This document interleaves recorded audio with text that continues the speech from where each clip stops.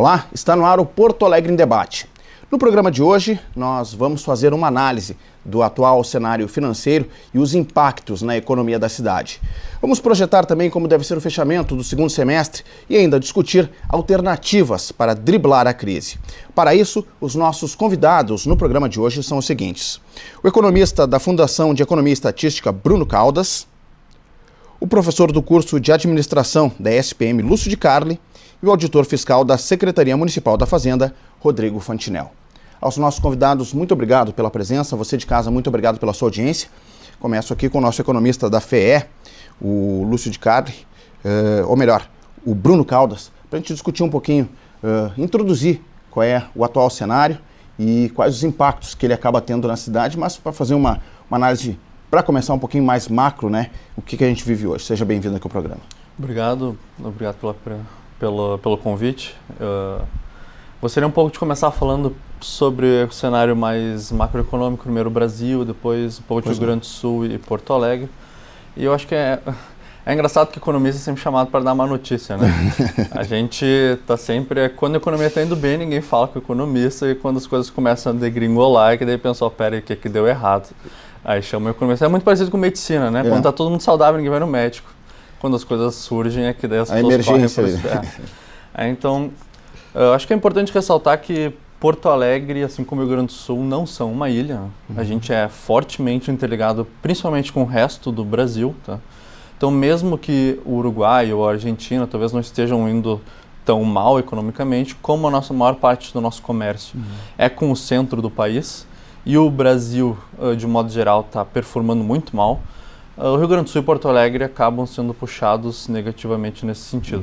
Claro, a gente tem um componente regional que é a crise das finanças públicas do estado do Rio Grande do Sul, mas se nós formos ver em termos absolutos, isso é pequeno, próximo da crise nacional. Então, boa parte do desempenho econômico que a gente vê agora é uma consequência do mau desempenho do país ao longo dos basicamente do último ano e meio. Que é fruto do mau desempenho da política econômica dos últimos 4, 5 anos. Tá? Então, não foi alguma coisa que é novidade, assim, foi gestado aos poucos. Vários economistas alertaram para os erros econômicos de política que ocorreram ao longo dos últimos anos. Não foram erros propositais, muitas vezes as pessoas têm boas intenções, só que essas boas intenções elas geram resultados negativos porque não foi seguido o método correto, digamos, de gestão. Tá? Então, o Brasil, por exemplo, nesse ano já caiu no primeiro trimestre em torno de 5,4%. Tá? E o Rio Grande do Sul em torno de caiu 4,3%. Então, somente no primeiro trimestre. A esperança é que nos próximos trimestres o desempenho não seja tão ruim. E aí o ano do Brasil feche em torno de menos 3,3% de queda, em torno de 3,3% de queda no PIB do Brasil. E Porto Alegre não foge disso. Né? Então, quando a gente vê que o Brasil está caindo, na verdade a gente está vendo que os estados e os seus municípios estão tendo uma queda no desempenho econômico. E Porto Alegre fica bem claro isso no ano de 2015 e já agora em 2016. Por exemplo, no ano de 2015, Porto Alegre teve perdas líquidas entre admissões e demissões, ou seja, o número de postos de trabalho que foram perdidos. Em 2015 foram em torno de 19 mil. 19 mil. Principalmente no setor de serviços, que é manutenção, ou mão de obra, por exemplo, de motoboy ou algum tipo de serviço semelhante, e o setor de comércio, que são os mais impactados. Que entra o varejo. Então, esses dois são o terceiro setor, né? O primeiro setor é a agropecuária, o segundo setor é a indústria, o terceiro setor é os serviços, que inclui o comércio. E os municípios, e Porto Alegre é uma capital, então são extremamente dependentes do setor de serviços. Serviços, quando eu falo, também inclui o comércio. E isso gera, então, consequências negativas, principalmente na capital, em termos de perda de renda, em termos de desemprego, então, consequentemente, em termos de, talvez até questão de segurança, questões sociais são os mais prejudicados, porque são as aglomerações que mais são impactadas por causa de uma queda do desempenho econômico. Então, quando a gente olha para Porto Alegre, e somente olhando por enquanto para perda de postos de trabalho, a gente vê que Porto Alegre é mais impactada. Tá? Isso gera, então, consequências para o setor público, que é em termos de perda de impostos. Que é uma cadeia, não é? Isso. Que acaba... Isso gera consequências, daí consequentemente o setor público tem perda de impostos, e isso daí piora os serviços públicos, fica mais difícil financiar eles. E isso gera todo um ciclo vicioso negativo de mau desempenho. Tá? Então, no panorama geral, a gente pode afirmar que Porto Alegre não causou nada, não tem nenhuma causa municipal para esse mau desempenho econômico. É tudo externo, tudo desempenho brasileiro com uma pitada de desaceleração chinesa, tá? Mas que então Porto Alegre acaba sofrendo os sérios impactos. Né? Depois eu falo um pouco mais sobre os números. Perfeito. Só para finalizar essa parte, olhando para o final do ano, assim, menos ruim, né? Não que tenha uma reação, mas vamos reduzir um pouco de perdas, seria isso? Isso, no primeiro trimestre a queda do Rio Grande do Sul foi menos 4,3%, a tendência é que nos próximos a queda seja menor. Então a queda média no ano acaba sendo um desempenho melhor do que menos 4,3%, mas mesmo assim continua sendo negativo. Perfeito. Daqui a pouco a gente desenvolve um pouquinho mais essa questão aí, até para a gente poder fazer uma análise também um pouquinho mais ampla aí. Nosso convidado aqui representando o município, que é o auditor fiscal da Secretaria Municipal da Fazenda, Rodrigo Fantinel, também seja muito bem-vindo aqui ao programa. Acho que o Bruno já colocou que isso tem a ligação direta e não adianta, né? Ela acaba impactando fortemente também no setor público, né? Essa crise. Questão de serviços. Queria perguntar para o senhor quais os principais impactos, né, em termos de arrecadação, em termos de impostos, e o quanto isso representou de perdas nesse período aqui para o setor público na capital. Bom, de início eu gostaria de agradecer o convite de vocês. É sempre um prazer aí poder a gente passar essa visão do município, embora o cenário não seja efetivamente o que a gente considera um cenário ideal. A gente está passando por um período difícil, mas de início a gente já vê, assim, pela posição da FEE, que nós estamos extremamente alinhados, o que o Bruno colocou, acabou de colocar, né? Em Porto Alegre a gente tem, nas receitas próprias, 3 tributos que a gente administra, tá? O mais conhecido deles é o IPTU, que todo mundo acaba recebendo uma vez por ano aí a cobrança do IPTU. O ITBI, que é um imposto sobre as transações de imóveis, que também é arrecadado pelo município, e o ISS, que é a parte ali que o Bruno centrou mais a análise. O IPTU ele não está sendo tão impactado por isso, tá? Como ele é cobrado uma vez por ano, vamos dizer assim, a conta é fixa, e Porto Alegre tradicionalmente tem um índice muito bom em termos de adimplência de IPTU, né? Tem até sendo a salvação da lavoura aí, IPTU. Se nós compararmos com as demais capitais, e a gente faz muito isso de acabar nos comparando para ver de que forma a gente está, Porto Alegre tem um índice muito bom em termos de IPTU. Já no ITBI, nós temos uma dependência direta e muito forte do mercado imobiliário. Então, funciona mais ou menos da seguinte forma: se comercializar imóveis, a gente vai ter uma maior arrecadação. Se esse mercado imobiliário tiver um enxugamento, consequentemente o reflexo na arrecadação ele é direto. E o setor de serviços, aí, alinhando já com o que o Bruno colocou, a gente tem comportamentos distintos. Algumas atividades elas não sofrem tanto impacto, porque, por exemplo, se nós pegássemos a área médica, as pessoas continuam ficando doentes, as pessoas continuam procurando hospital, então ali a gente não tem uma perda de arrecadação muito grande. Mas outras atividades, que são serviços que a gente considera assim mais supérfluos, por exemplo, se nós falarmos de salões de beleza, nós falamos de lavagem de carros, já são serviços que a população, no momento que tem menos renda disponível, procuram com menor periodicidade. E aí se nós vamos pegar um exemplo só para o pessoal entender. Se eu levava o meu carro para lavar toda semana e agora eu resolvi, em função da crise, vou levar de 15 em 15 dias, o faturamento lá da lavagem de carro caiu pela metade, porque eu estou levando 2 vezes ao mês ao invés de 4. Consequentemente, o ISS, que é uma receita da prefeitura decorrente desse faturamento, também cai pela metade. Então, assim, tem atividades que são mais sensíveis e atividades que são menos sensíveis, né? Claro que tem atividades que são bastante representativas para o município. Construção civil é uma que tem um recolhimento expressivo, então, se o setor de construção civil desaquece, a gente sente esse impacto. Toda atividade de consultoria também é uma atividade que a gente arrecada bastante, e a gente sabe que as empresas restringem essa questão da consultoria no momento que não tem tanta renda disponível. Então, a gente está fazendo o possível para tentar manter a arrecadação aí nesse cenário. Né? Ok. Em seguida a gente também desenvolve um pouquinho mais, né, para ver quais as alternativas aí para tentar equilibrar um pouco dessa conta aí. Chamo para o debate também agora o professor Lúcio de Carli, professor do curso de administração da SPM, falando nesse momento de crise. Seja bem-vindo aqui, professor. Tem alternativas, tem gente que consegue superar esse momento de crise e enfim, ter crise também é um momento de oportunidades. Né? Então, eu gostaria que o senhor colocasse para nós também, nesse momento, né, falando um pouquinho sobre empreendedorismo, né, e até trazendo esse exemplo do município aqui, quais os primeiros caminhos para quem quer empreender dentro desse cenário, né? Quais os primeiros passos, né? Quais enfim, as primeiras orientações, né, para quem está daqui a pouco numa situação como esta, né, quase à beira de ter que fechar o seu negócio e já projetando alguma outra coisa, alguma outra questão. Os primeiros passos, né, para poder... O principal desafio que nós temos hoje do empreendedor, né, é a capacidade que ele tem na sua relação de transformar todo esse conhecimento que nós temos, né, em termos de informação, em habilidades e atitudes. Né?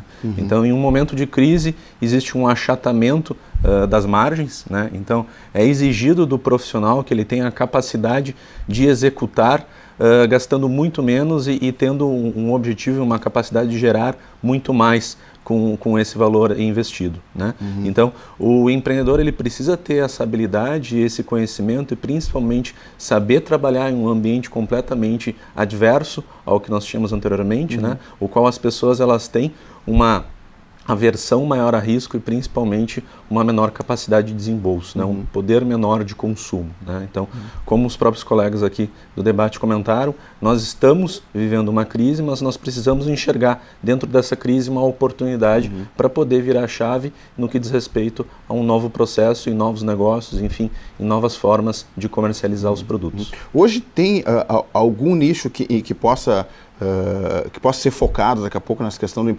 empreendedorismo, ou a orientação é que a pessoa aposte em algum talento que ela tem ou que venha desenvolvendo, ou tem algum setor que daqui a pouco, olha, esse setor ele tá rendendo um pouco mais, se a gente puder investir nesse sentido. Nós podemos dividir o empreendedorismo em 3 grandes áreas. Né? Nós temos o empreendedor corporativo, que é o empreendedor privado, que ele usualmente nós estamos acostumados a conectar o empreendedorismo, mas nós também temos o empreendedor público e o empreendedor social. Né? Então existem 3 grandes áreas hoje que uma pessoa quando fala em empreendedorismo precisa ter esse entendimento, né, como primeiro passo. O segundo ponto é entender exatamente qual nicho de mercado que ela quer atuar e principalmente quais os atributos do negócio que está envolvido no dia a dia de trabalho dela. Né?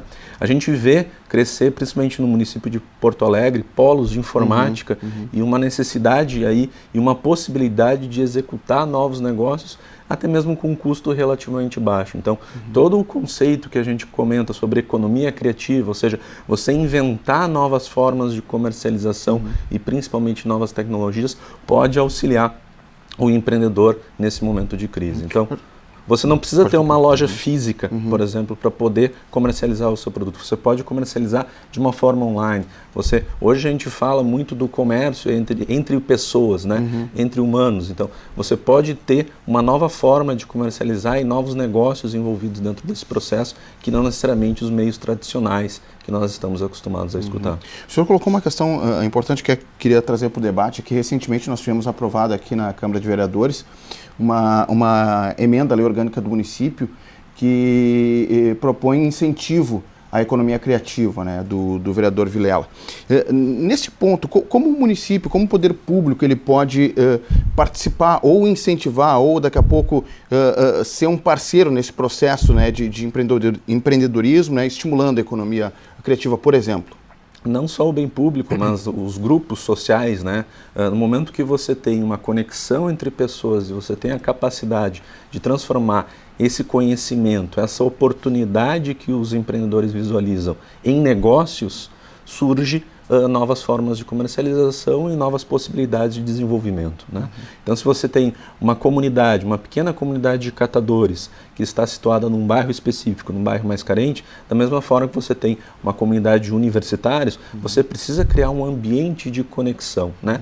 E esse ambiente de conexão, ele passa pelos incentivos fiscais, ele passa por você criar oportunidades de intercâmbio de ideias entre as pessoas, que justamente essa sinergia possa possibilitar novos negócios, né? Perfeito, tem que ter essa interação aí. Interação entre as pessoas e entre os meios, né? Seja o meio de comunicação, seja o bem público, seja o bem privado, precisa existir um ambiente favorável para o desenvolvimento de novos negócios. E há que buscar também daqui a pouco uma orientação de algum especialista, né? Para daqui a pouco esse projeto ele não se perder no caminho.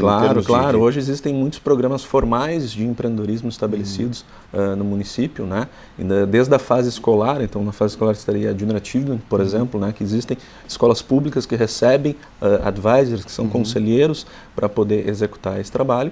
E também existe o meio acadêmico, né? Então, instituições de ensino que hoje possuem cursos de administração, gestão com foco em empreendedorismo, que possibilitam e que criam esse ambiente. Desde o momento que você entra na instituição, a você participar de uma empresa júnior, por exemplo, o qual você tem conectado diretamente profissionais capacitados que podem lhe auxiliar, até no momento que você está saindo dessa instituição, de você participar de uma incubadora, né? Então, momento de pré-incubação, no momento que você tem de poder destacar e testar a sua empresa dentro do mercado com um auxílio profissional é muito importante. Perfeito. Estou explorando um pouco mais, professor, aqui que vai precisar sair no bloco, aí no intervalo, então explorando um pouquinho mais aqui a sua participação. Dentro desse processo, para não perder o gancho, trago essa questão para o município, essa questão de incentivo, né, e até ficando um pouquinho sobre essa questão da economia criativa, que foi aprovada aqui na Câmara, esse incentivo, né, a emenda da lei orgânica. Como é que o município recebe isso e se já tem algum outro tipo de programa nesse sentido de incentivo a outros tipos de economias dentro da cidade, né?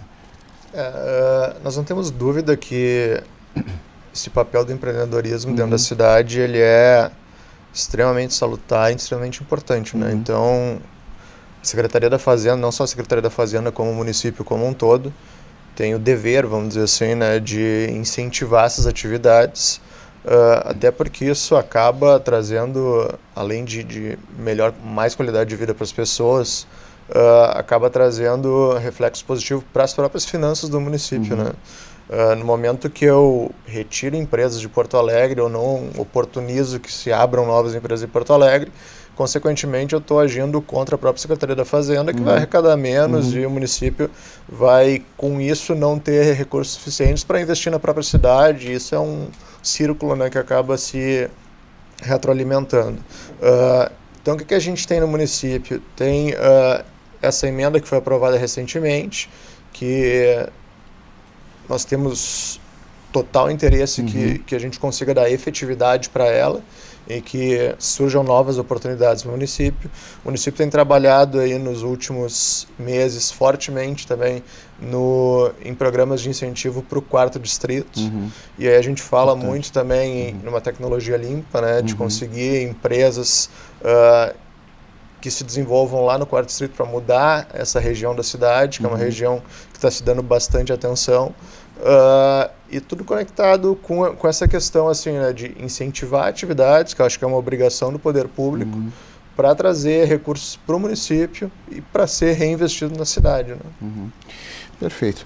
O Bruno, como economista da FEE, o principal impacto, né, que a gente, ou que é visível, né, para a gente assim, e que acaba sentindo efetivamente, né, e a FEE trabalha muito forte nessa questão de trazer a pesquisa de emprego e desemprego, né, é realmente na geração ou redução dos postos de trabalho, né. Esse é um impacto que, como dentro dessa cadeia que faz girar a economia, dentro do processo, porque muita gente daí saindo acaba indo para a informalidade, né, então esse são reflexos diretos, né, da crise. Tem os dois efeitos numa crise, né? São as pessoas que migram da formalidade para a informalidade por pura necessidade e aquelas pessoas que migram direto, ou da informalidade direto para o desemprego, ou da formalidade direto para o desemprego. Então, esses dois efeitos ocorrem, a gente percebe que eles estão ocorrendo mais forte agora em 2016 do que em 2015.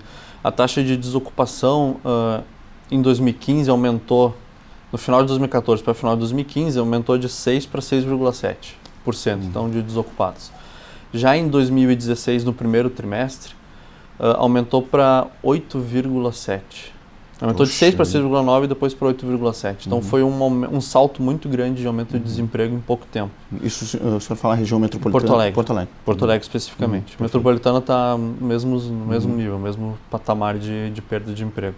E isso gerou também, então, ao longo dos últimos anos, antes de gerar a desocupação, o desemprego, gerou primeiro uma queda de rendimento real. Então, em 2013, o rendimento real foi em média de R$ 3.700. Em 2016 já está em 3.100. Então foi uma queda de quase 20% de perda de rendimento real nos últimos 2 anos. Que é poder de compra também. Que é poder de compra. Então o primeiro efeito é perda de rendimento real, o segundo efeito é, não dá mais para não reajustar o salário, as pessoas começam a ser demitidas. Então por isso que desde 2013 vem caindo uma taxa grande de rendimento real. E o desemprego subiu mesmo agora em final de 2015, final de 2016. E eu queria fazer um gancho, então, você falou do empreendedorismo, que é, a gente está vivendo agora uma transição muito forte econômica em sentido de economia compartilhada. A gente está vivendo uma economia que é altamente focada através de prestação de serviços via sistemas de informática, e isso está gerando uma mudança brusca na maneira que o comércio, de modo geral, é feito.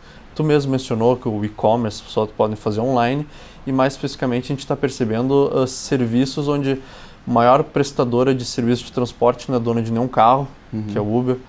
Uma das maiores prestadoras de serviço de hoteleiro não é dona de nenhum hotel, que é Airbnb.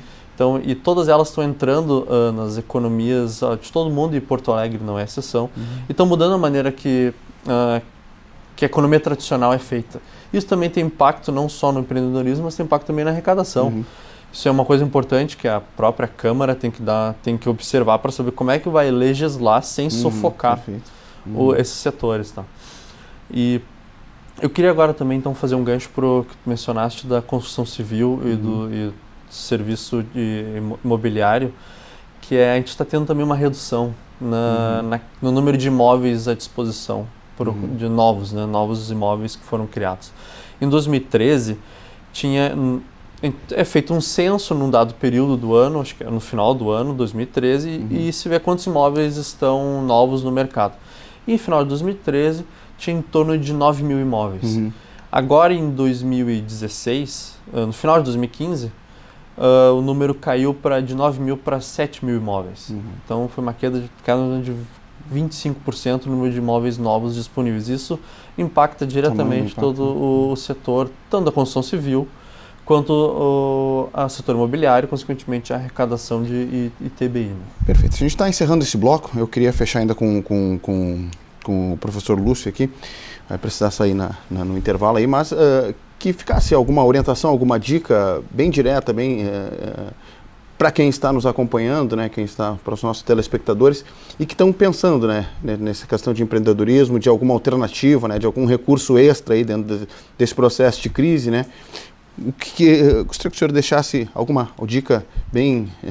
Eu acredito que, apesar da visão pessimista, né, quando nós analisamos a história, nós verificamos os números, nós precisamos entender e principalmente ter uma ideia do que é novos formatos de negócio. Hoje, apostar naquilo que já é conhecido pelo mercado não traz novas soluções, né? Você precisa ter novas soluções e principalmente novas formas de comercializar. E esse eu acredito que seja o principal ponto, de você buscar, através da criatividade do empreendedor, uma nova fórmula para poder desenvolver novos produtos no mercado. Ok. Partindo claro, precisa ter um capital, né? Claro. Na realidade, hoje a gente comenta muito que a atitude empreendedora ela é muito mais importante, muitas vezes, do que o próprio capital que o empreendedor tem disponível. Perfeito. Se você tem uma atitude favorável, você vai buscar investidores, enfim, você vai buscar mecanismos para poder financiar o seu negócio. Então, o que você precisa ter realmente é uma boa ideia. Ter um bom conhecimento e principalmente o entendimento daquilo que você está se propondo a executar. E a partir deste entendimento, você colocar o plano em prática, desenvolver um plano de negócio, buscar fundações, buscar organizações públicas que possam suportar esse seu crescimento ao longo do tempo para existir uma nova forma de gerar valor em toda a cadeia. E isso se traduzir em impostos, geração de emprego e desenvolvimento para o município. Perfeito, obrigado, professor. Muito obrigado. A gente está indo para o intervalo, em seguida a gente volta com mais detalhes, a gente está fazendo uma análise do atual sistema, do atual cenário financeiro e os impactos na economia da cidade. É rapidinho, a gente faz o intervalo, volta em seguida. Até já.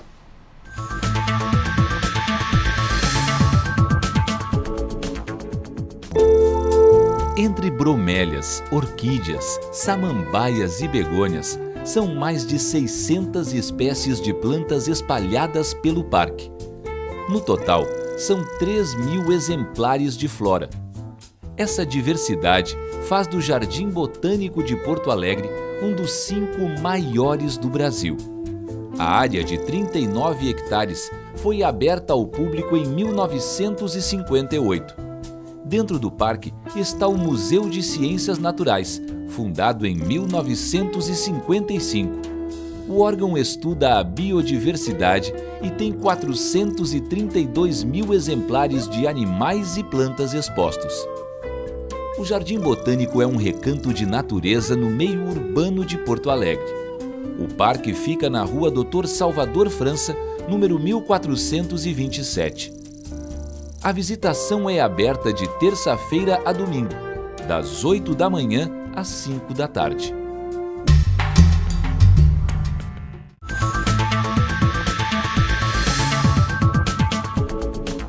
Estamos de volta com o Porto Alegre em Debate, hoje falando sobre o atual cenário financeiro e os impactos na economia da cidade.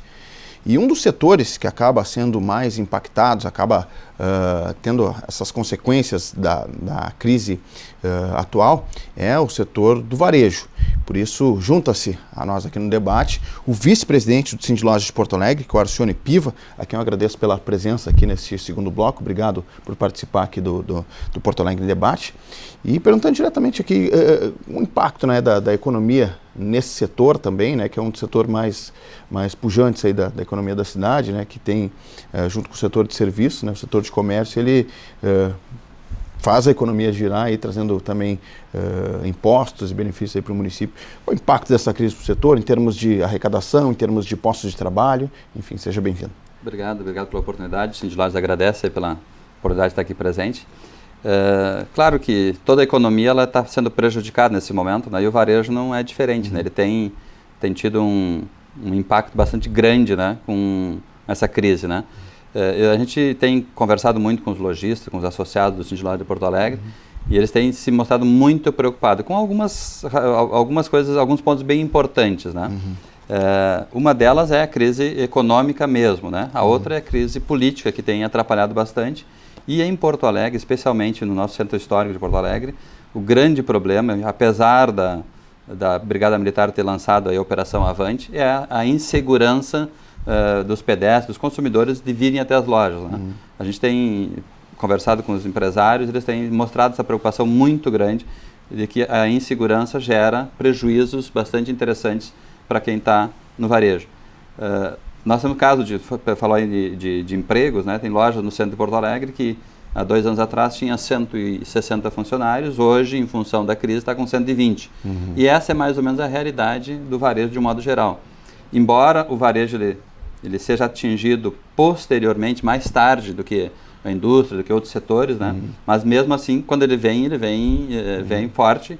E nós vamos sair também um pouco mais tarde da crise. Quando todo o mercado começa a se recuperar, a indústria começa a recuperar, já repôs todo o estoque, ela já desovou todo o estoque de mercadorias paradas, e ela começa a produzir, aí que o varejo vai começar devagarinho, dar uma retomada na vida normal, né? Então, realmente tem tido um efeito bastante grande esse momento econômico dentro do varejo de Porto Alegre. E como é que tem sido, isso já se reflete nessas datas, por exemplo, que nós tivemos Dia dos Namorados, que é uma data forte, por exemplo, também para o varejo, isso acaba se refletindo junto com a questão da insegurança também? Sem dúvida. É visível isso? As perguntas que a gente fez para os lojistas e para os consumidores nas pesquisas anteriores, no Dia dos Namorados, Dia das Mães, foram exatamente essa, né? O que isso está influenciando na vida deles, né? E muitos dizem, eu não saio de casa, eu não vou para o centro, eu não vou para as lojas com medo de ser assaltado, Esse é um fator muito importante. O outro é porque muita gente perdeu o emprego mesmo, né? Então isso também deixa de consumir. No varejo, de modo geral, o grande consumidor ele está nos pequenos negócios, né? Naquelas pequenas compras, né? Isso que faz o volume, né? Quando tem menos gente andando pela rua, certamente tem menos consumo. O Dia dos Pais, a gente está prevendo aí uma estabilidade em relação ao ano anterior. O Dia dos Namorados até houve uma estabilidade, foi bem, em função de ter vindo um frio não esperado. Que ajudou, casualmente ajudou bastante aí o varejo, especialmente de moda, de confecção, nesses dias nos primeiros dias de junho, né, que foi aqueles dias bastante frios em Porto Alegre. Né? Isso acabou tendo um reflexo positivo, mas não foi o suficiente para retomar os anos anteriores, 2014, 2013, enfim. 2016 até o momento, percentualmente falando, não sei se o senhor tem esse dado, o quanto o setor cresceu ou reduziu, o senhor tem esse... Não, na geral, o mercado, se pegar todos os... Tem setores, vamos pegar a farmácia, que teve um leve crescimento, pet shop, pegar nichos muito específicos tiveram crescimentos. Mas, de um modo geral, o crescimento é negativo, não é? É decréscimo, na verdade. Decréscimo. Né? Não é muito, mas é em torno de 10% negativo em relação ao ano anterior, a 2015. Que já não foi um ano muito bom, né? Ele terminou um ano... Vamos ver agora o segundo semestre, né? Que o segundo semestre de 2015 ele foi bastante ruim, né? Vamos ver como é que se comporta agora o segundo semestre de 2016 em relação a 2015, que já tinha sido um semestre bastante dificultoso para o varejo em Porto Alegre. Tem uma expectativa melhor, e já passo a bola para cá também, tem uma expectativa melhor para o segundo semestre, aí já coloco todos no debate também, fica à vontade.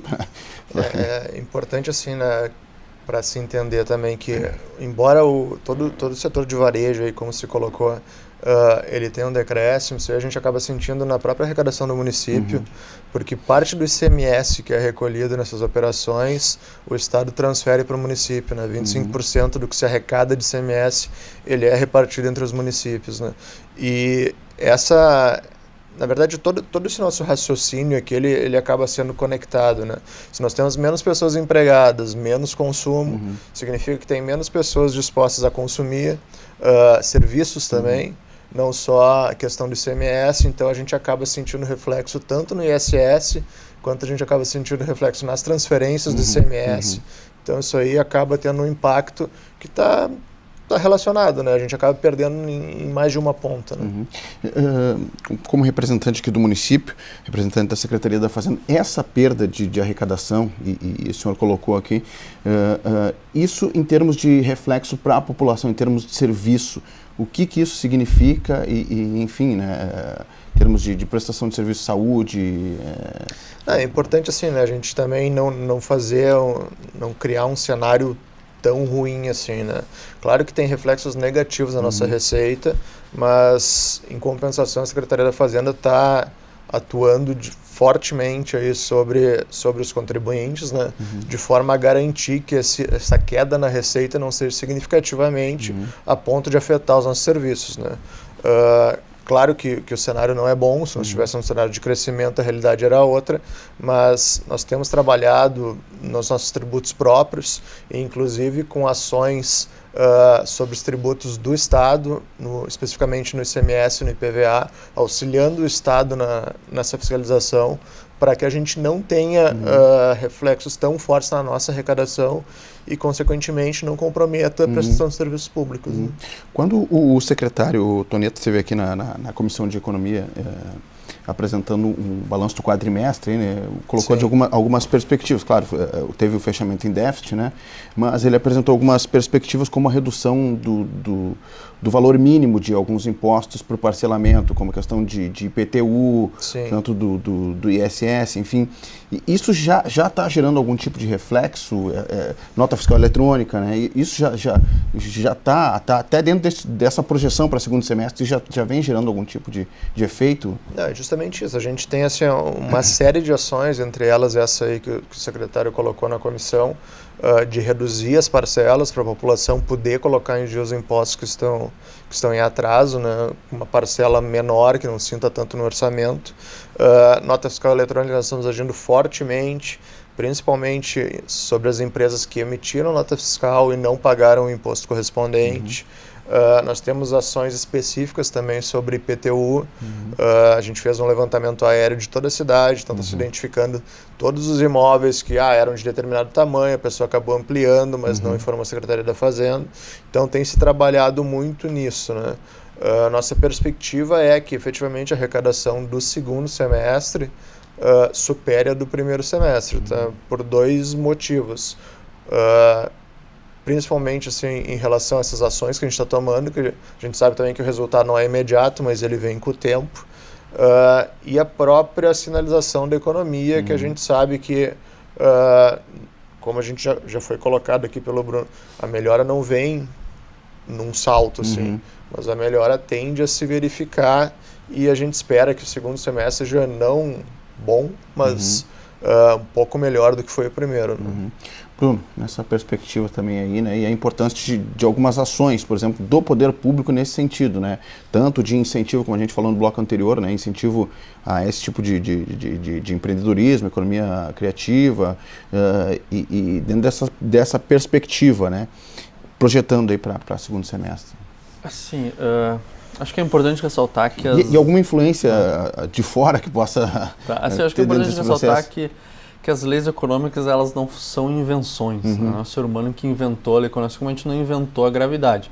A gravidade e as leis econômicas sempre existiram, a gente só descobriu como lidar com elas. Né? Assim como se um avião cai, a culpa não é da gravidade. Quando o governo comete erros sucessivos de gastos excessivos ou de ineficiência recorrente, isso faz com que a economia performe como um todo.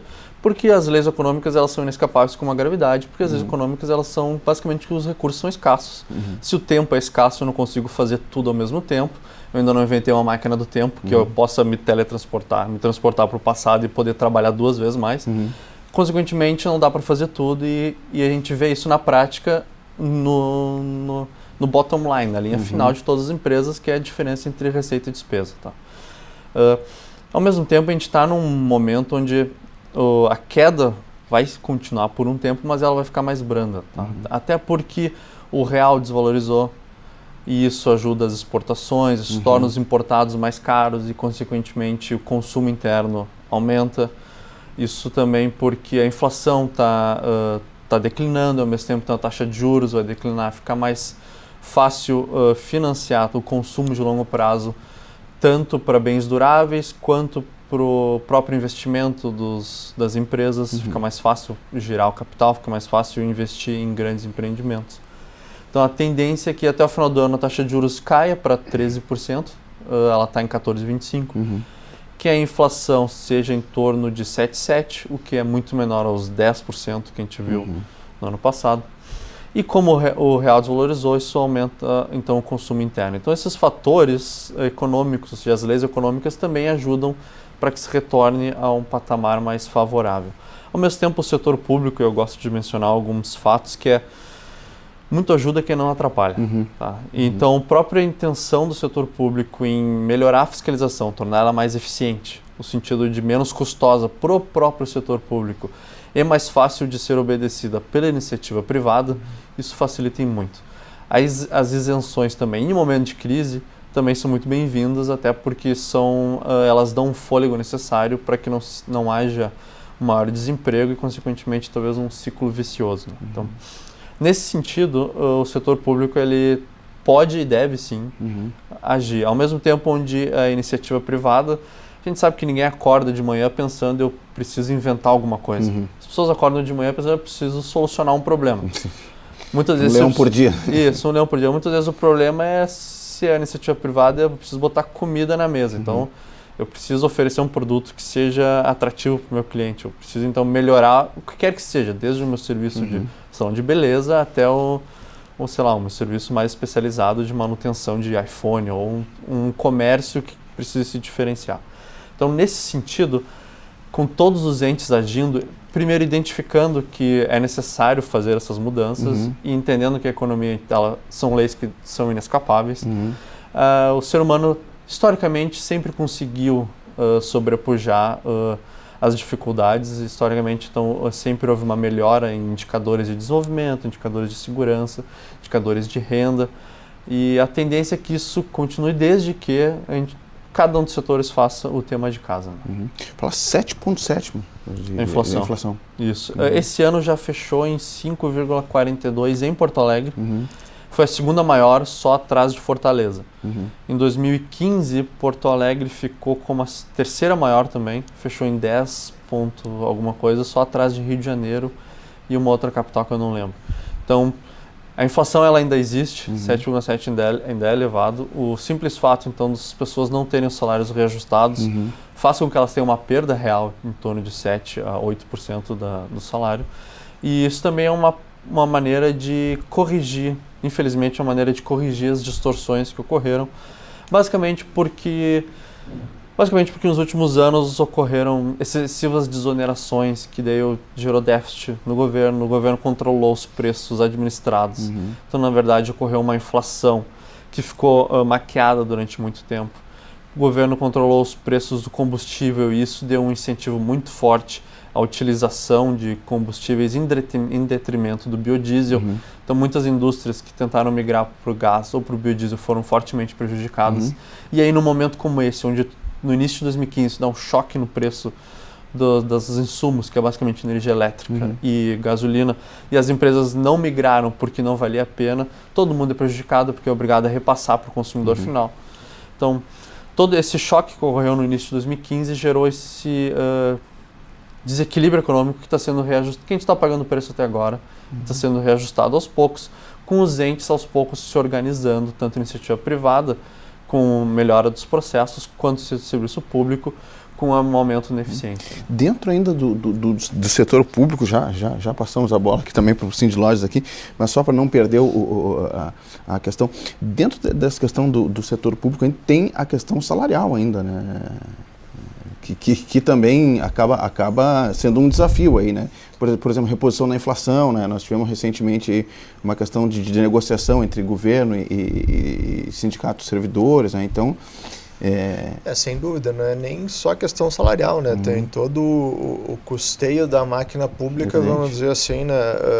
Também é uma questão que a gente observa bastante, né? E a gente trabalha fortemente para conseguir fechar o ano de 2016 equilibrado, né? Com a arrecadação que a gente está tendo seja suficiente para suportar as despesas, né? E aí, claro, entra sem dúvida a questão salarial, que é uma parcela importante ali dos gastos do município, mas assim como também todas as demais despesas, fornecedores e investimentos na cidade, tudo isso aí tem que ser suprido pela arrecadação. Essa questão da possibilidade de parcelamento, esse é um fantasma que assusta ainda o município? Isso já... Na verdade, assim, né, nós temos uma preocupação em geral com as finanças do município, né? A questão de parcelamento de salário já foi ventilada em algum momento, mas eu não teria maiores informações quanto a ser um risco efetivo nesse momento ou não, né?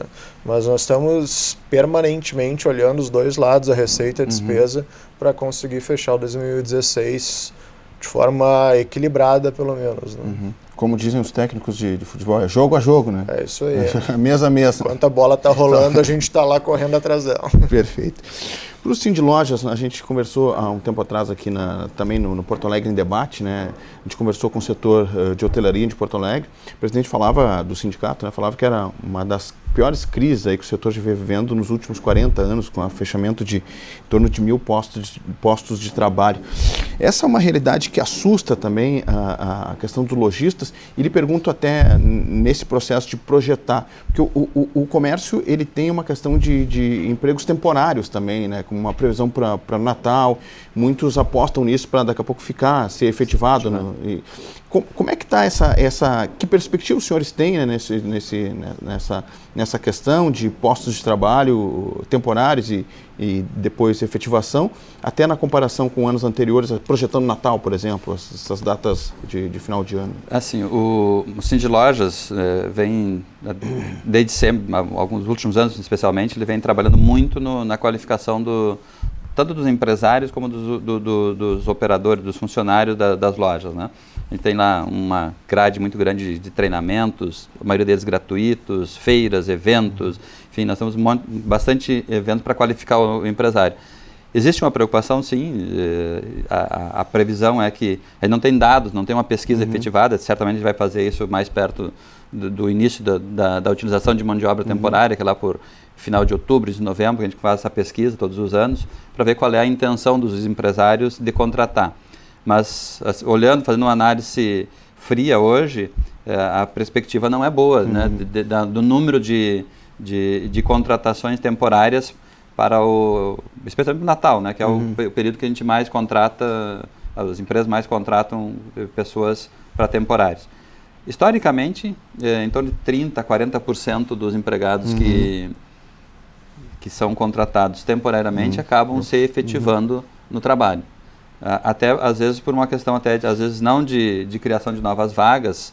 Uma parte delas é por criação de novas vagas, mas outra parte é por substituição de pessoas que saem, ou são promovidas, ou encontraram um emprego melhor em outro setor, enfim, ou foram até mesmo dentro da própria empresa, se aposentaram, que isso também é diferente do serviço público, né? Na empresa, a pessoa se aposenta, ela sai e não continua custando para o empresário, né?